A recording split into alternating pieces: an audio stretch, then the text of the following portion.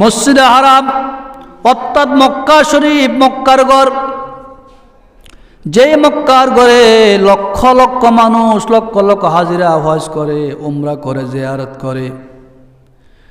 এই মদিনা মক্কার মসজিদ হলো, মসজিদ হারাম হলো সর্বপ্রথম মসজিদ। এরপরে বাইতুল মুকাদ্দাস, বাইতুল মুকাদ্দাস নির্মাণ হয়েছে। এই বাইতুল মুকাদ্দাস নির্মাণ করেছেন সৈয়দ হযরতে সুলাইমান আলাইহিস সালাতু সালাম। সুলাইমান আলাইহিস সালাতু সালাম হাতে বাইতুল মুকাদ্দাস নির্মাণ হয়েছে।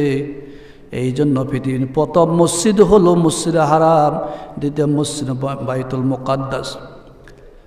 আল্লাহ নবী মুহাম্মদ রাসূলুল্লাহ সাল্লাল্লাহু আলাইহি ওয়াসাল্লামকে প্রশ্ন করা হয়েছে, ইয়া রাসূলুল্লাহ, ইয়া হাবিবাল্লাহ, মসজিদ হারাম আর বাইতুল মুকাদ্দাসের মধ্যে কত বছরের ব্যবধান?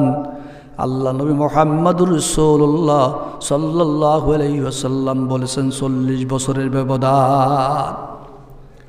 মসজিদ হারাম, মক্কা শরীফ, মক্কা শরীফ তৈরি করার 40 বছর পরে আল্লাহ রাব্বুল আলামিন বাইতুল মুকাদ্দাস তৈরি করেছেন। এই জন্য বিষ্ণু বলেছেন বাইতুল মুকাদ্দাস আর মসজিদ হারামের মধ্যে তৈরি করার মধ্যে ব্যবধান হলো 40 বছর। আল্লাহ